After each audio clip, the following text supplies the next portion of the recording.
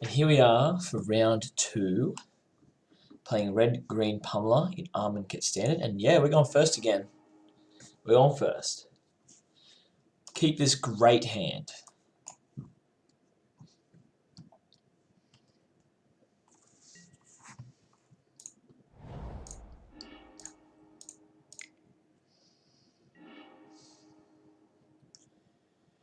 Let's grab another red source in case we want to do double pumps.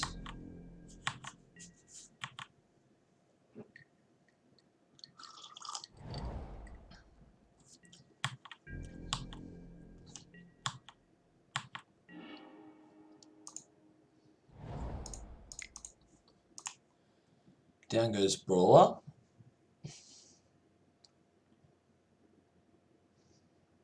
And pass the turn back.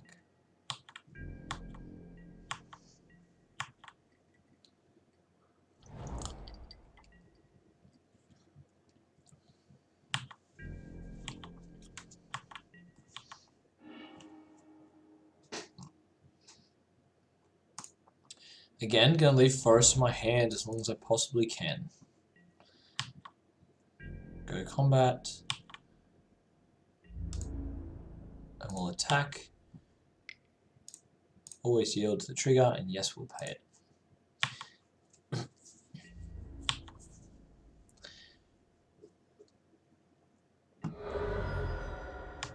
Okay. Move to end step.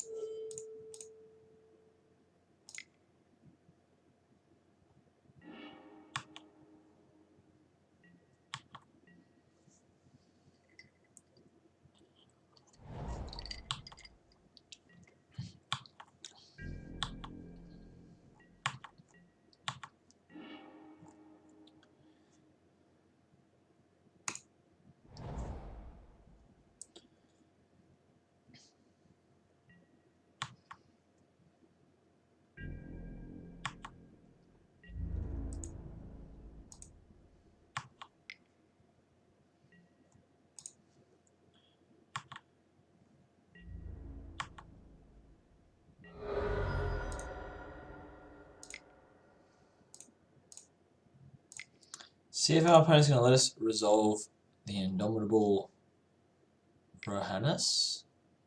No. Opponent says no. So this is actually good to be able to play this matchup. I love just to see how well our sideboard plan works out against these guys.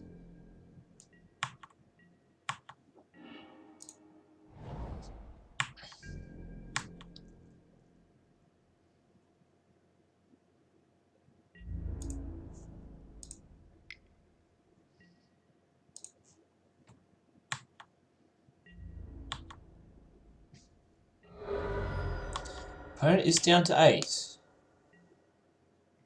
He did not glimmer that turn. Okay. What does he have in his hand, I wonder? I think we're going to go for the kill this turn.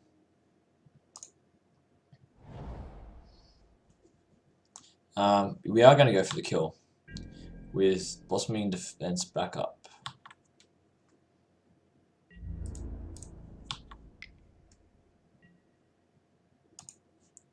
Pay this.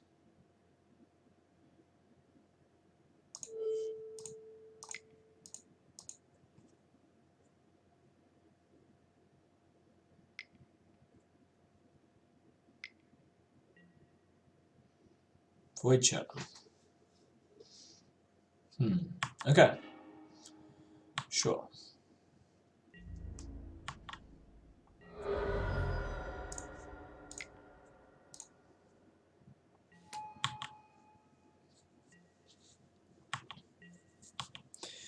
So now if he has a Gear Hulk with a Harness Lightning, we have a way to get around it and deal lethal. Game 1, I suspect, is very difficult for this deck to deal with.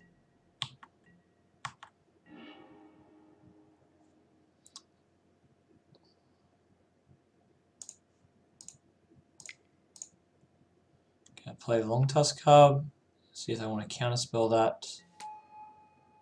Don't.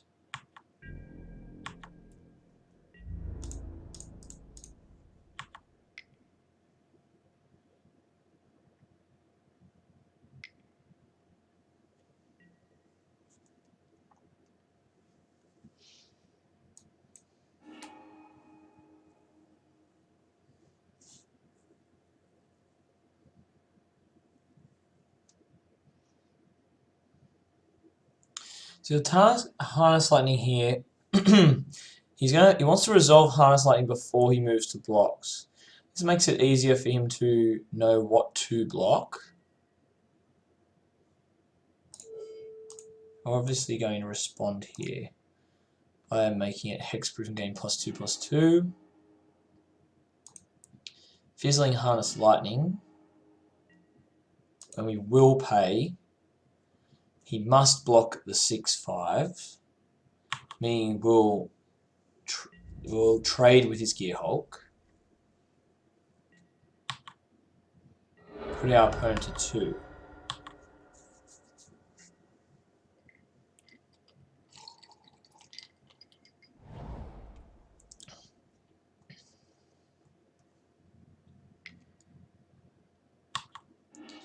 Magma Spray happens, and if he's got another Gear Hulk, it's going to be very, very difficult to beat.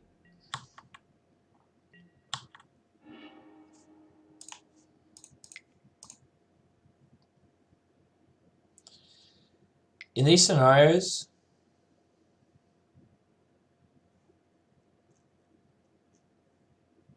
so he's acting like he has Gear Hulk here. In these scenarios, when, okay, maybe just, it wouldn't make sense for him to cast it now, that's the thing. He could be juking us out.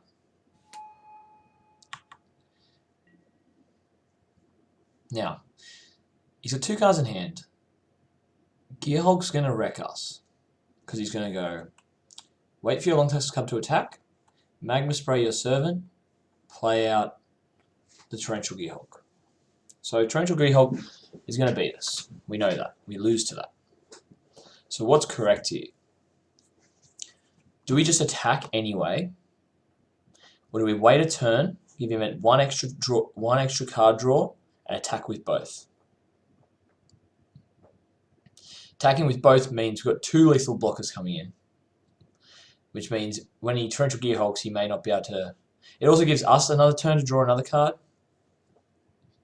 However, we don't take the risk and attack this turn. If we don't take that risk, and he does have Gear Hulk anyway, he's just going to hold it up turn after turn. Or even worse, he'll just end step, play it, shoot down servant. He's on 2 cards, and I don't think we have the luxury to sit back. My preference is just to attack. I think attacking is correct, giving your opponent, in this case, the least amount of chances. If I was playing his position, I would start tapping down these lands as well, acting like, oh, I'm going to counter your servant, I'm going to counter your servant. I would even do that in real life, so it'd be like, oh, am I playing my Gear Hulk to Void Shadow your servant? Or Essence Shadow your servant? Oh, no, actually, I'll wait till you attack. So, it could be like that. On the other case, I could just be giving my opponent too much credit, and maybe they're not doing that at all. They just legitimately almost tapped out for this. And they're like, oh, actually, I want to just block your cub. But we are going to attack. That is my preference, is to attack. And opponent has Gear Hulk, so now we sort of know what type of player our opponent is. He's not really into faking, he just was getting too eager on the trigger.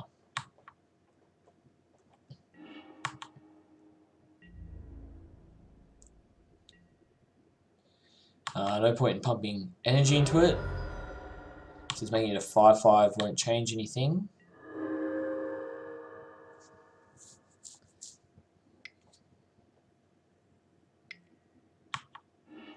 Okay, opponent's going to pull very far ahead now. Very difficult to come back in the situation. Obviously my deck doesn't play from behind. Him not attacking though is relatively surprising. So that's another read you can get on your opponent when they play like this. The question is, why are they playing like that? What is it that they're fearing? I've got no cards in hand. That's an extremely cautious way to play.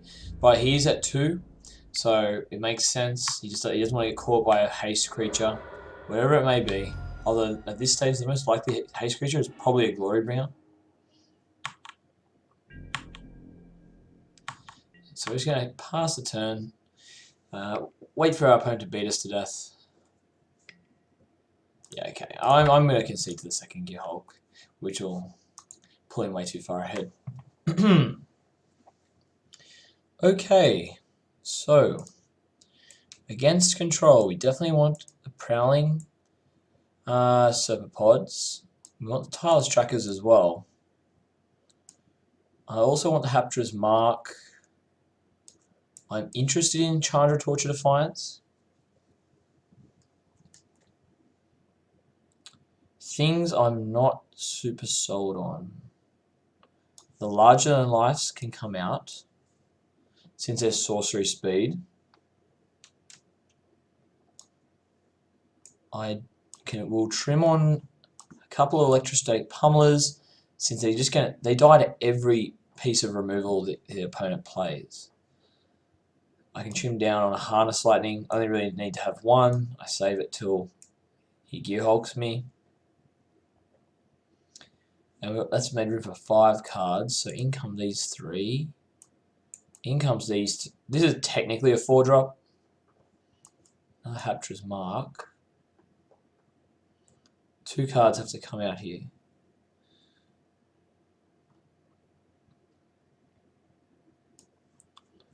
I'll trim down on a Brawler, since again a 3-2.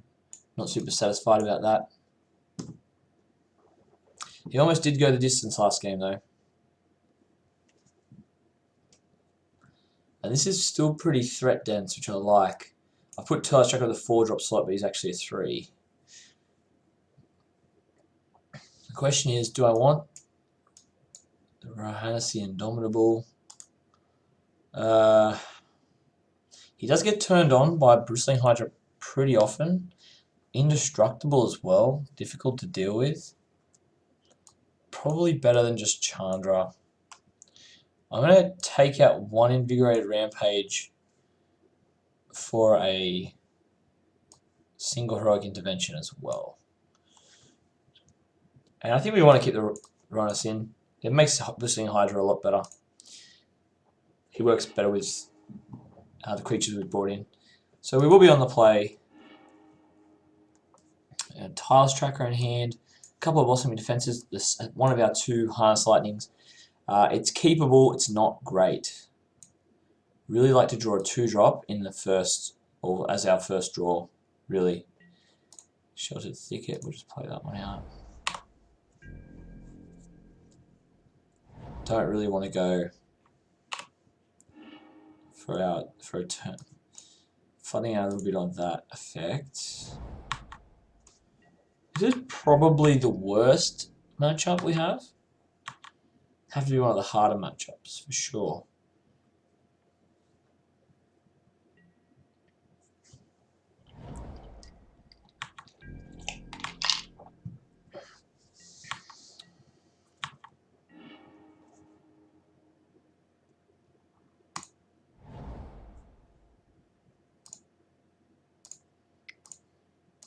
So when the Conduit comes down, it's going to cycle his Sensor. Didn't play the Tracker out pretty much for that reason. Not really a big fan of Tracker without a land drop to follow it either.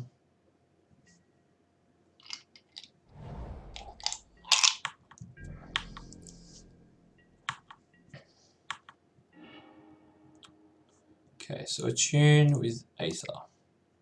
This is like a tapped land. But we'll take it.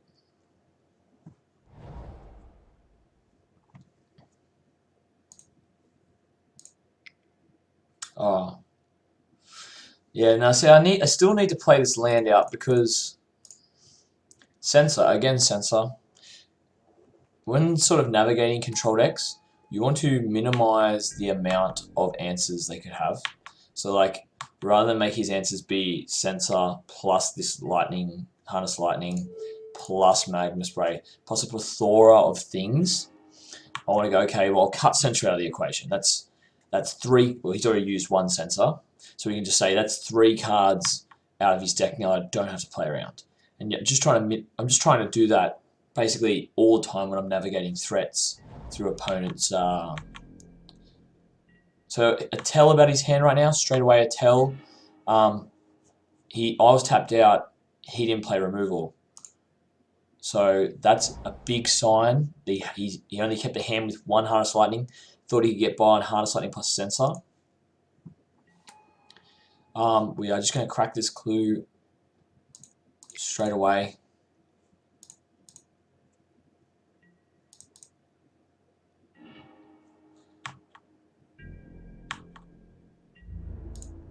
And we're just going to get in for 6 damage.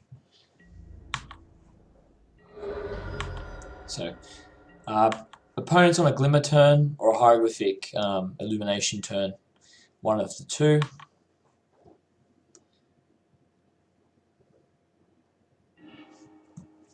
So this is a Glimmer turn, goes digging for removal, goes digging for sweepers, interaction with the board essentially. I've got to be careful here now because he could very well value just trading out a Wandering Ephemeral. So we are going to Blossoming Defense in response to his upkeep Harness Lightning.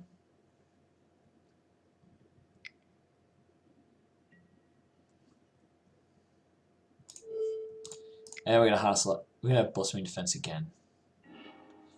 So he's going to take a stack of damage this turn. This one I want to save for cycling.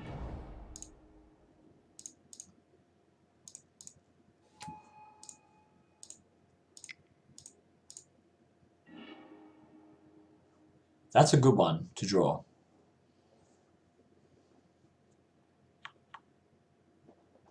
I actually value the 2 damage more than the extra mana here.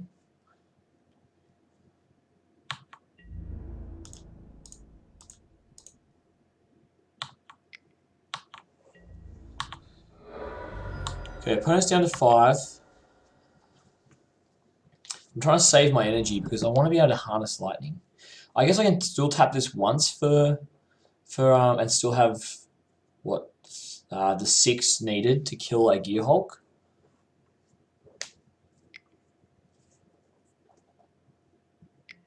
He's going to Gearhulk now. Okay. He's going for Harness Lightning play. And Haptress Mark is going to save Task Tracker.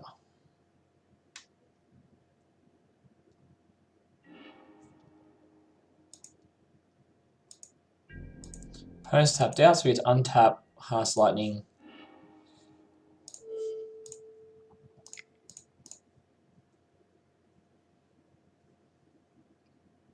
And okay, we've navigated that. We didn't even really draw sideboard cards. We drew the extra Haptress Mark, but we didn't really draw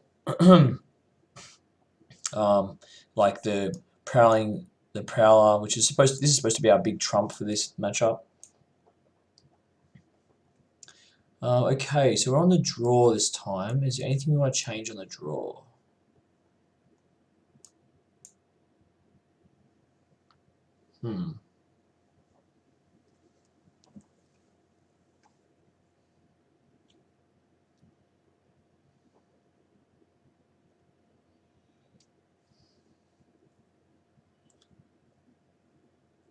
I think I'm pretty happy with how we've sideboarded. We certainly want to remain the beatdown. Maybe Pummler in this matchup is just too much of a pipe dream. Maybe this is the matchup where Pummler just does straight come out. Let's just get it out of here. And you're on the full brawl. You're on the full 2-drop package. I might just keep a Miser's Pummler in. Just on the off chance I get to combo out. Is that a thing? Or would it be better just to go, you know what? Brawler in. Full brawlers. Get rid of the invigorated rampaging. Because we're not playing combo anymore. And we're just going to play the extra harness lightnings. And I mean, I guess now you could just play the heroic intervention as well. Because those sideboard numbers work out good, right? Like, against this, you've basically gone, well, I'm not combo anymore. I'm taking the combo side out, because resolving all these spells, these particular spells is difficult, and you haven't got blockers anyway to trample over. Now I'm just going to play these Harness Lightnings as answers to your Gear Hulks, and your Wandering Fumaroles, and your potential Thing in the Ice. I've got extra protection through Hero's Intervention, the extra Haptra's Mark, and yeah, no, this actually plan makes more sense. I think this is a better sideboard plan than what we just did. Because it pretty much just showed then, if you can stick a threat, got a mulligan and no lander. If you can stick a threat and just protect, you can often win the game. So I want to keep this hand because it's on the draw with a Bristling Hydra.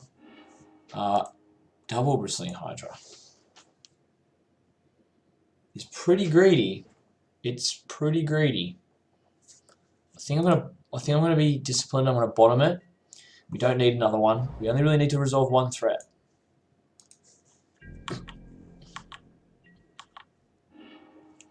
Okay, so we get to even, if we can get our lands happening, we even get to play the Prowler into the Bristling Hydra, which is going to be a lot of game. If we draw an untapped land here, I want to lead on Brawler, I think. Or do I want to lead on Servant, not a Conduit? I suppose I want to lead on... It's actually an interesting question. Brawler or Servant? Servant means I don't have to draw another land next turn. And if it dies, I suppose... Yeah. Servant means I don't have to draw an untapped land, and if it does die, I can just play Brawler, tap land, go. Okay, so he has removal for it.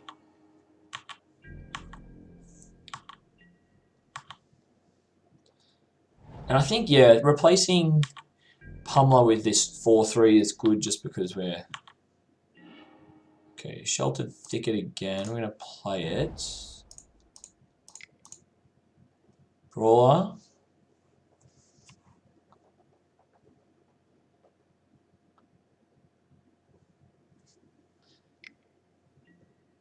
Okay. I mean, these are all just preliminary things. The other... I would like to draw an untapped land here so I can protect Prowling Serpapod, though. Okay, I can do that. So let's do that. Can't be countered, so it's definitely going down. We've got a Blossoming Defense to protect it.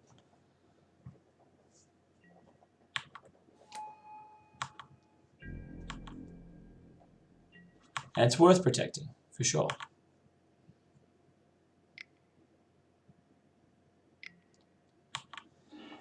Okay, so that was a card draw turn. That was a turn 4 for our opponent.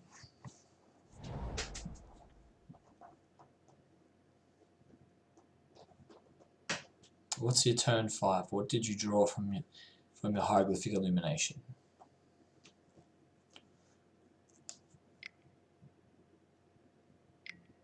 Sweltering Suns.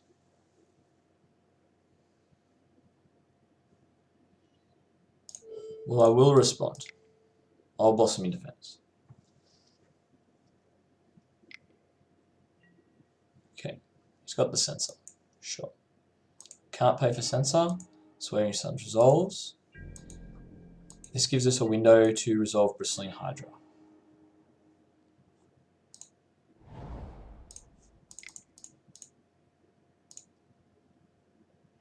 We're going to cycle this sheltered thicket. One thing here that is scary though is... okay, didn't play Gearhulk this turn.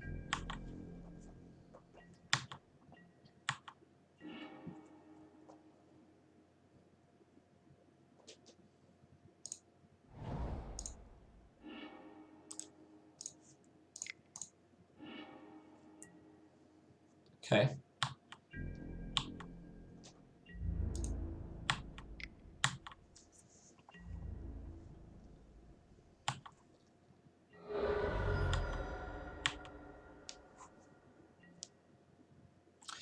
Can the Hydra get there? Blue-red hasn't got edict effects, but it has ways it can flip this guy. Opponent has 4 cards in hand, so he has plenty of gas to do that with.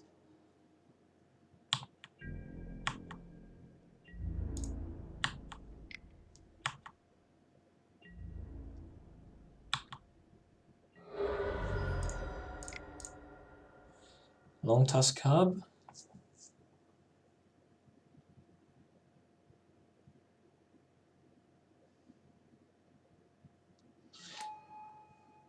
That could be a mistake too, playing Long Tusk Cub there. One thing you can do when people play Thing in the Ice is, especially if they're playing reactive... I'm going to put a counter on this. Especially if they're playing reactive spells, not like Bang with Spray, but like counter magic, I'm saying. If they're playing reactive spells like counter magic, you can actually just don't play into them.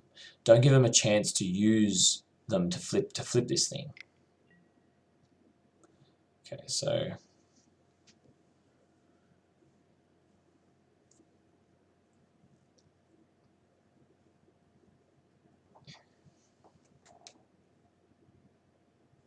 we could Haptra's Mark to protect this. I actually think we will.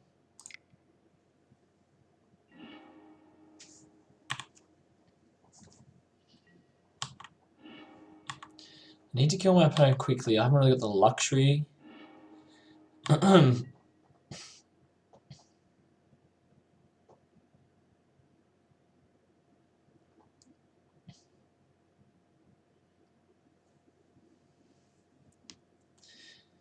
So if he doesn't got a way to flip Thing in the Ice this turn, we should be able to get him. Because whatever he blocks, or if he blocks Long Tusk, I'm going to pump it.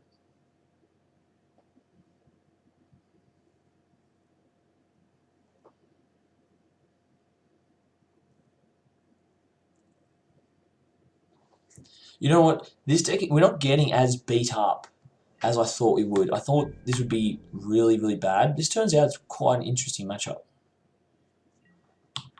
Opponent has fallen a land short. Heroic Intervention, that's a good one.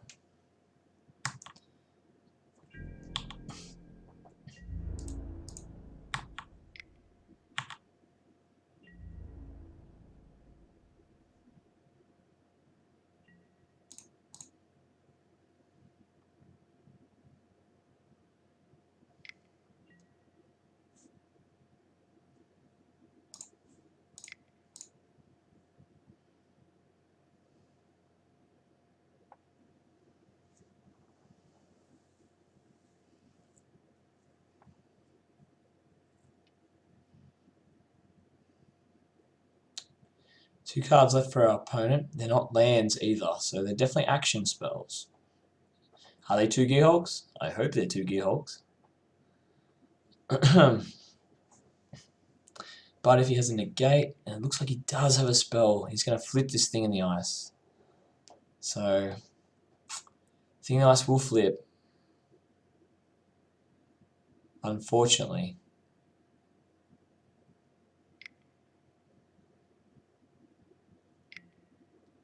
Yep. Okay. So Thing in the Ice will flip.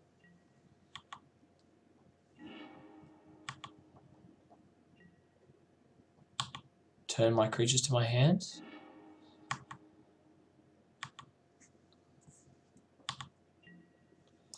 We're just going to get our Hydra back down.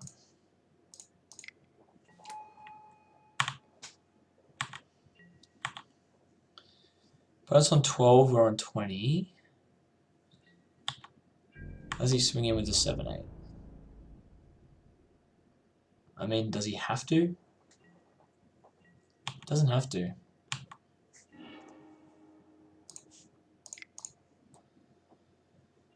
Gonna play the long toss cub, and I think we're actually forced backed into a corner here. We got to just sort of pass the turn. We need energy producers. That's what we really need. Opponent's hit his 6th land now, so we need action. That's for sure. Blossoming defense. Is it good enough? So he can become a 4/4. He can become a 5/4. 5, 6, 7. Does not do it.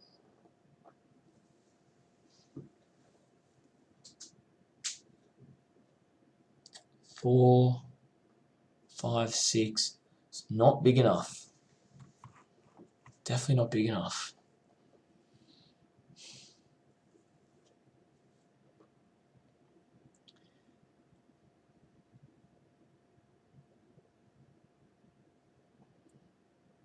We need 8 damage to punch through this opponent. Really need some energy production.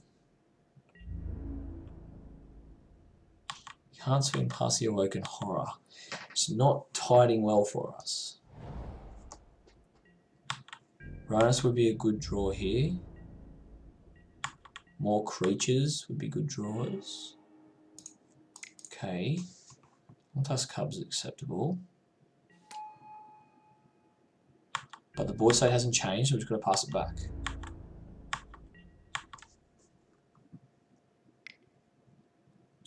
And here comes the Gearhulks that have been sitting in his hand all game.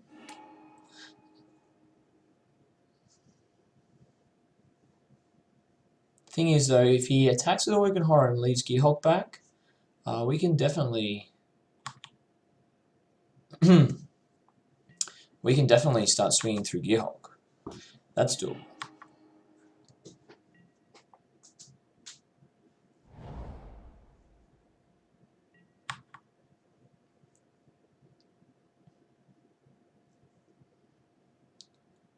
Gang blocking is also another option.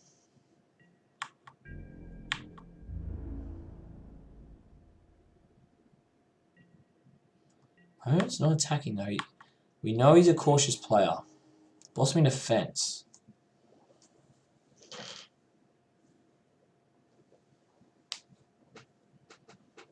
Does this make a big difference? He can attack. He can fire up Pummler. He's got plenty of blockers. Question is, can we force some greedy blocks? We're not getting damage through. That's the biggest issue, is we're just not getting damage through.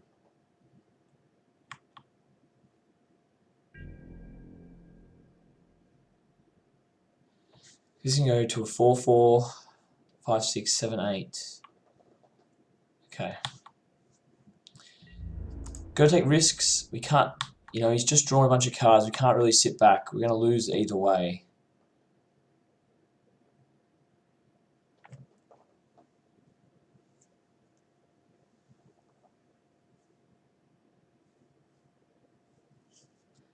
Ironic that I bought out the, well, I guess it does make sense. I'm boarding out those trample spells.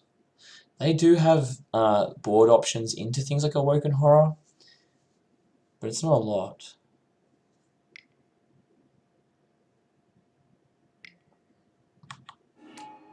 So Torrential Gearhulk is the play.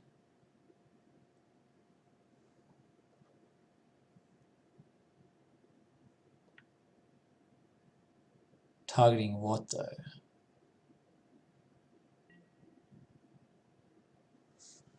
He just wants to draw more cards. So with this on the stack,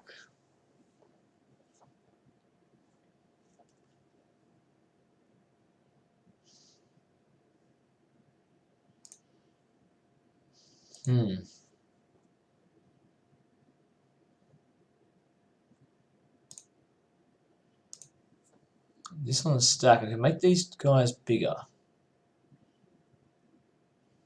I'm tempted to do. I kind of want to see how he blocks first. It's unlikely that an opponent who's this cautious blocks incorrectly, but it's not impossible. 1-1-1. Okay. 4, 5, 6, 7, 8.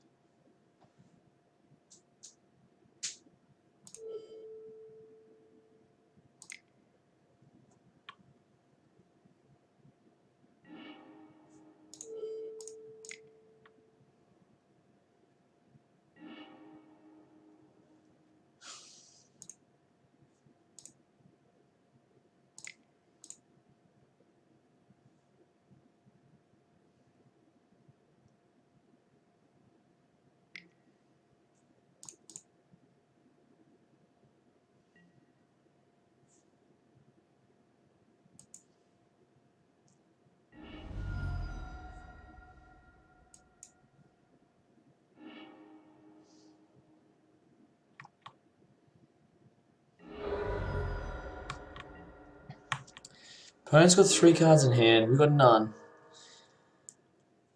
Not going to lie to your team, we're on struggle street. Getting through these 5, 6s is going to be very, very hard. Don't have the energy in pool either. And an opponent attacking here is a very, very dire sign. This is a very, I don't think a player like our opponent, who attacked who was so meticulous game 1, is going to make an attack like that unless he has plenty of removal, another Gearhulk to back up the 2 Gearhulks on field, and that's just how that's what I believe. So, to proceed from here, let's begin combat, and we'll attack with our 3/3, and see what. We'll leave this guy back as a chump blocker. Here's the Gearhulk.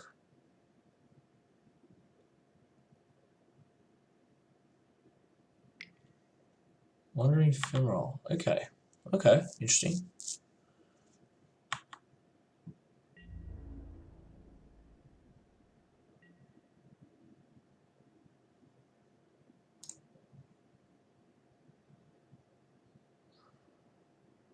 It's worth pumping it. Trade, make the trade.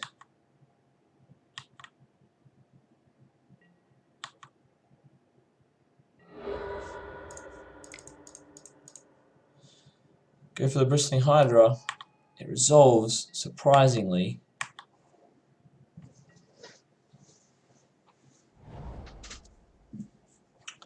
We're forced into a chump block scenario here.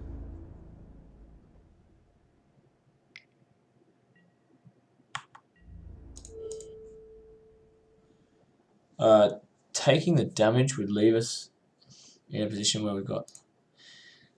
if we just chump... You can hit him back for 5. It's very dire.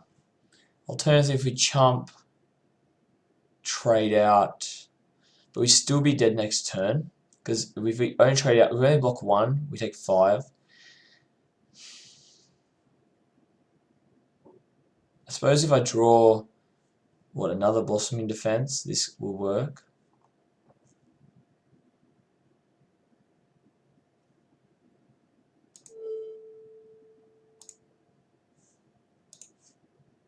Okay. Yeah, block with Hydra.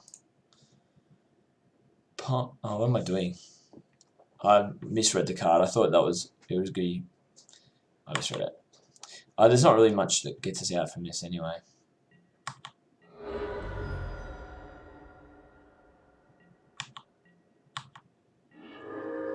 Yeah, Tracker certainly doesn't, because it now just becomes a chump blocking fest, and we can't deal with those sort of beats. So, good game for our opponent.